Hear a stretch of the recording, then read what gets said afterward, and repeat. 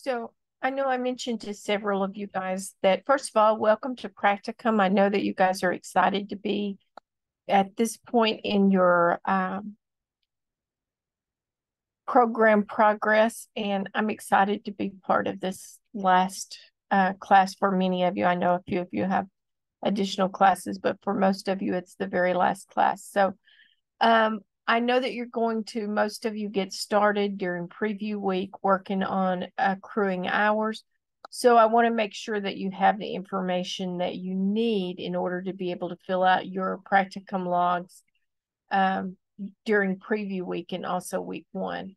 So what I would do, and you can do it a couple of different ways. You can either fill out the practicum log for preview week and then do a second submission for week one, or you can just start preview week and add on and continue week one on the same sheet. Does that make sense? So every week, these have to be completely filled out and they do have to be typed. This is actually a Word document, and so it will allow you to just click in there. Well, mine is just a picture of a Word document, but yours is actually a linked Word document that you can download.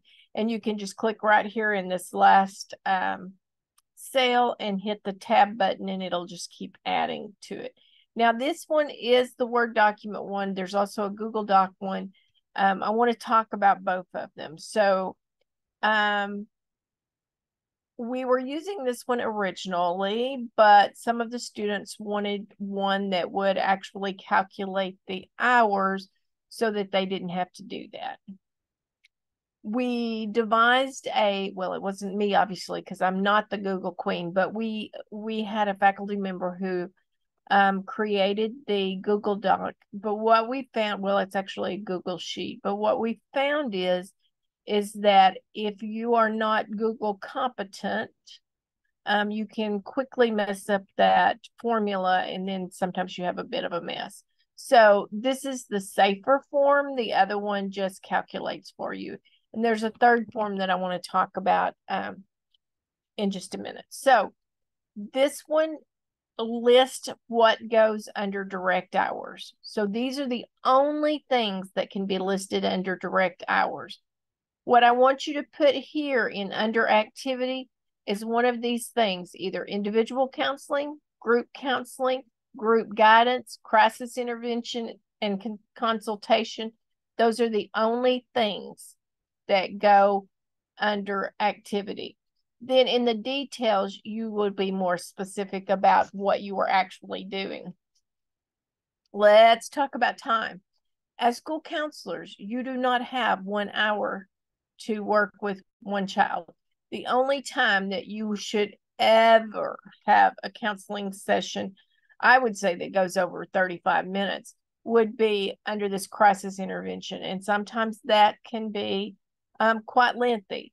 So your total time over here, there's 2 ways that you can do it, but you can't do it depending on which one fits your needs best. Does that make sense?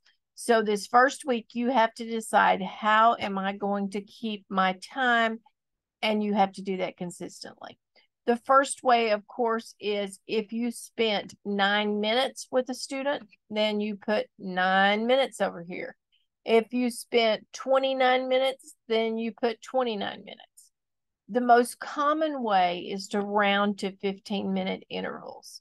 Now, what I need you to understand, just in case you're like me and you're not a math major, is that when we're rounding, we round both up and down depending on where we are within those 15-minute increments. So if you work with a student for 20 minutes, you're going to round down to 15 minutes. If you work with them 25, you're going to round up to 30. Do you see what I'm getting at? So that's entirely up to you. You can do it either one of those ways, but those are the only 2 ways that you can do it. Start time and end time is pretty obvious. The date, go ahead and put your date in.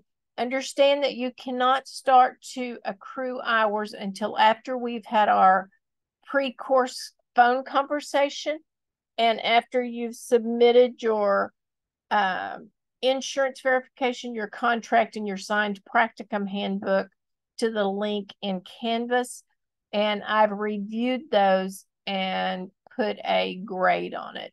It's not really, it's if you get a 0, you need to be sure that you go in and look to see why you got a 0, because that means you need to resubmit it until you get the total points. So it's going to be either a 0 or total points, because 0 just means you need to redo that. Now, the other thing that I want to mention here is indirect hours. Again, it has all of those things listed. Conferences and workshops must be approved. Okay. Development of material programs, that we allow that, but we allow that limited, because the idea with practicum is for you to get as many different kinds of experiences as possible, because this is kind of like your student teaching was. This is the only opportunity that you're going to have somebody to work with you every week. And in this case, 2 somebody's, your site supervisor, and then our Zoom classes. Group supervision is really what it is, more than a class. And so we want you to take advantage of that by having as many experiences as possible. So development of program materials, yes, you can, but no more than 1 hour per week, unless there is something going on and we would need to visit about that. I don't really ever want to see 10 hours of program materials, regardless of why, because that's like way too much of your time wasted on that. I mean, it's not that we don't have to do those things, because we do have to do those things, but this is a time you can learn to do those on your own, where you can't learn to do some of these other things without, as well, without some kind of supervision. Contact with agencies or colleges, I encourage you to try to accrue some of those hours.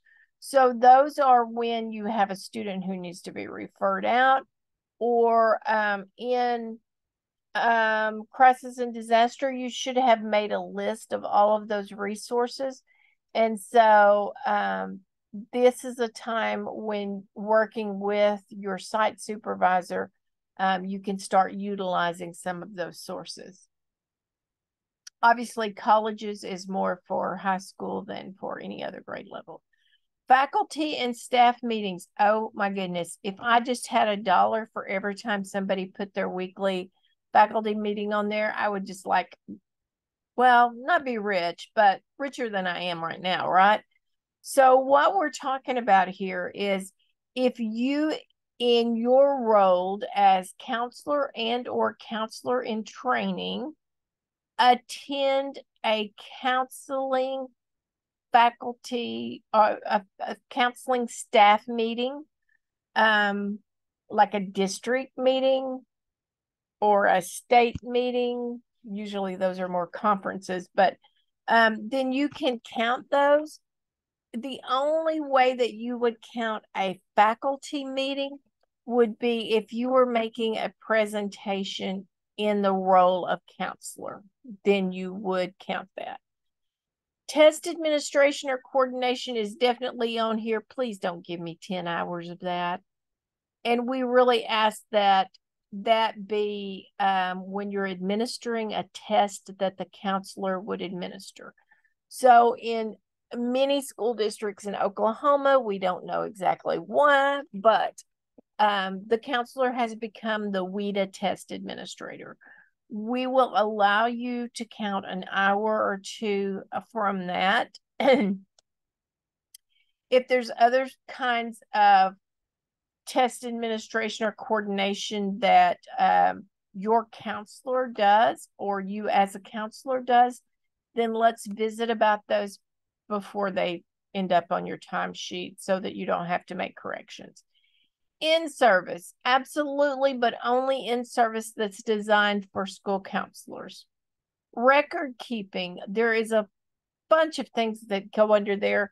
Just make sure we're not talking about, okay, I do not accept time that is planning for my counseling session with my students this week. I do not accept time under this that is writing up my notes from my counseling sessions. In the first place, as I'm sure you've learned by this point, I sure hope you've learned by this point, we try not to make detailed notes about anything except for a CPS situation.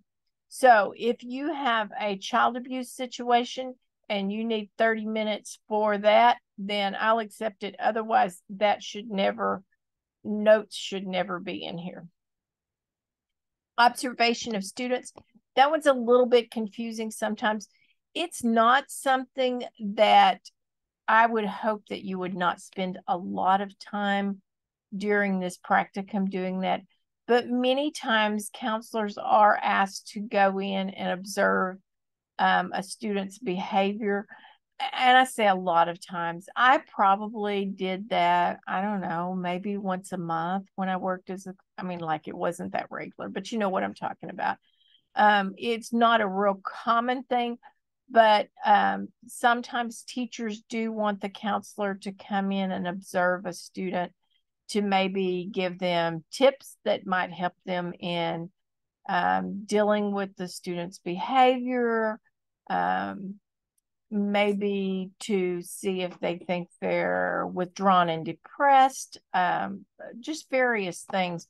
But again, you guys know how to observe a student. So unless your site supervisor is giving you some tips and some feedback on that, that can really eat up some of your valuable time without giving you much in return. So scheduling activities, this would be if we hope that that doesn't happen, but the reality is that many people in their role as counselor end up as the maker of the grand schedule. And I know how that feels because in our program, I am the maker of the grand schedule.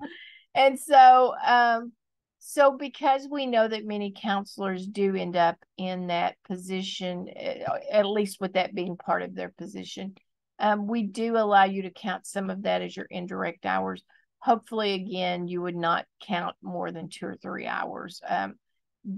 Learning to do a schedule, it would take a lot longer than the 10 hours that we allot for each of these different categories. But it's also one of those things that generally you get a schedule and then you just make modifications to it. So because it's having an idea is a great thing, but it's not something I think you could master during practicum.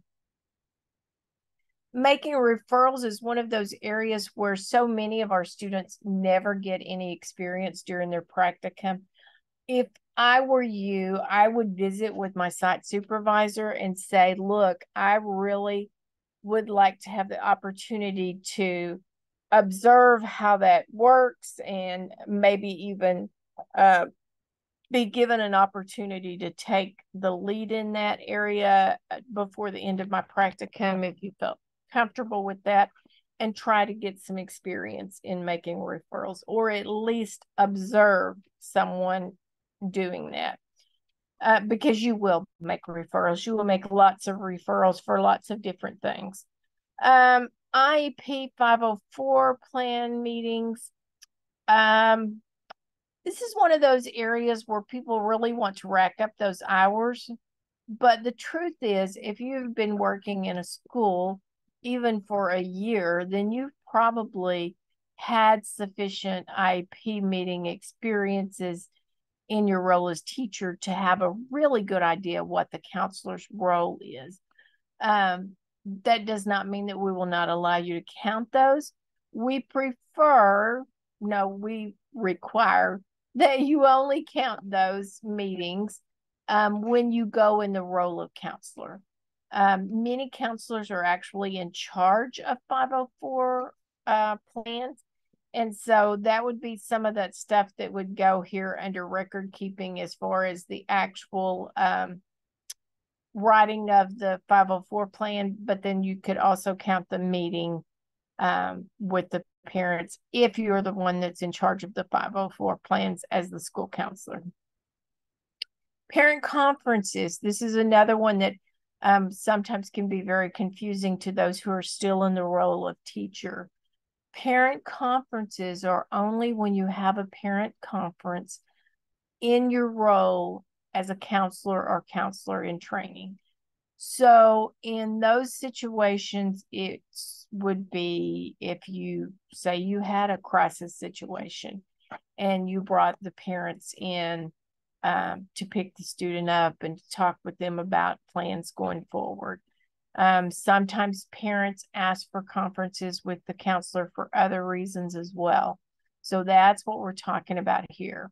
Your weekly site supervision meeting, you are required to meet with your site supervisor and have signed practicum logs for 14 weeks. You must have your 1 hour site supervision on each of those weekly logs. Now, if you have a site supervisor who is on site, or really even if you don't, but you may choose, if it's more productive and works better for you guys, to do that in 2 30-minute sessions rather than one 1 hour session. That is, of course, acceptable, but you must have 1 hour and you cannot have more than 1 hour, if that makes sense. If for some reason you are concerned that you may not be able to meet with your site supervisor during 1 week of those 14 weeks that we have scheduled as class, then you may want to meet with your site supervisor during a preview week and turn that in as an additional site supervision log. Does that make sense? And that way, you would still end up with 14 signed logs with 1 hour of site supervision on each of those. Our practicum course Zoom meetings also count as 1 hour towards your indirect hours, if assuming that we meet for an hour, and we generally do. They only count for 1 hour, even if we go over, which we sometimes will go over. So those meetings also count as indirect hours. So you can see we don't meet every week. We only meet about 10 weeks out of the 14. So you can see that if you had 10 hours there and then 14 hours here, that's a huge chunk of your indirect hours already. So please make sure that you are getting as wide a variety of experiences on your practicum logs as possible. Again, under the activity, you would put one of these headings, and then in the details, you would be more specific. This says candidate may not count more than 10 hours of any one activity listed towards the total of indirect hours, and that is correct. Many times we limit you a little bit more than that, depending on what it is, if that makes sense. So like, I would really be sad to see 10 minutes of IEP plan meetings on anybody's indirect hours. This one says you can't count more than 10 hours in any one activity, with the exception of individual counseling, and we expect you to have at least 20 hours of individual counseling. The reason for that, even though we know that a lot of schools, especially elementary, do a lot of group guidance and those large group activities. Your teachers, you've been doing this, and that is not significantly different. So we really prefer that you not spend a lot of time in group guidance. Group counseling, on the other hand, those small group counseling groups are just a phenomenal way for school counselors to serve more students with less time. And so I'm excited always to see those. Of course, you are limited to 10 hours, but I'm excited to see you start preparing for those and having those and and seeing how effective they can be, even if you're just doing it as a lunch bunch or something like that. I do want you to remember to always get those parental permissions forms signed for this group counseling situation for those small groups. And of course, for individual counseling, you are required to have at least 3 students that you're working with at all times during your practicum that should have signed parent permission forms for you to record them. Now, here is the thing I want to stress to you, and it's very, very important. What I see so often is that students will only get, they may be working with multiple students, but they will only record the student when it's time to submit a video. The very real problem with that is students get sick, you get sick, schedules change, or it may just be a really lousy session. Those happen. You don't want to turn in a really lousy session. So my recommendation is that during this preview week, that you work on getting those parent permission forms signed for at least 3 students. You can have more, but at least 3 students where the parents will allow you to video the child's sessions, and that you video each one of your sessions with that child, or at least have the camera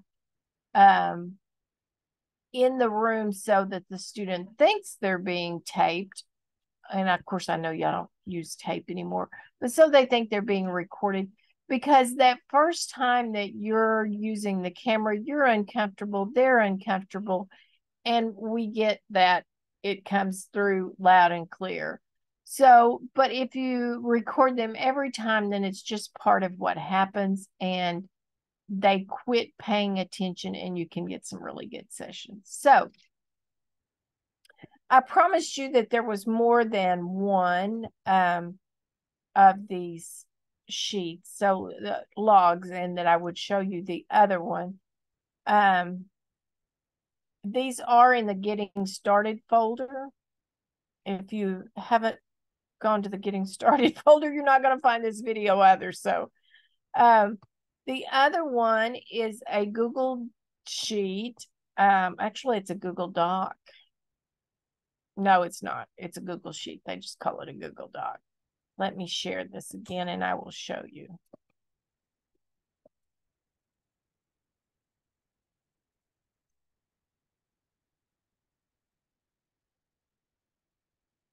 So this one automatically calculates the hours as well. And they have added those categories there. It seems like they were not on something. Nope, they are on all of them now. So again, you would fill it out the same way, except you can see that it shows remaining direct hours.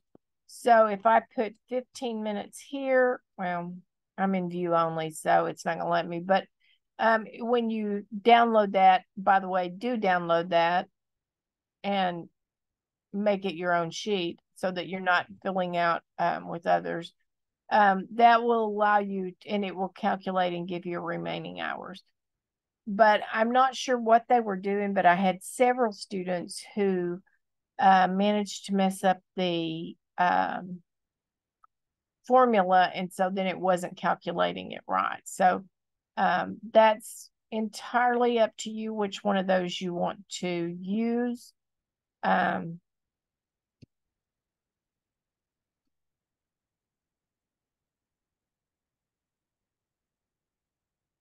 Let me see. There's also a tracking sheet, and I don't know that I can open the tracking sheet, but there is a tracking sheet, and that tracking sheet will allow you to record each of the different categories. And I'd be glad for us to go over that in class week 2 if y'all have any questions about it.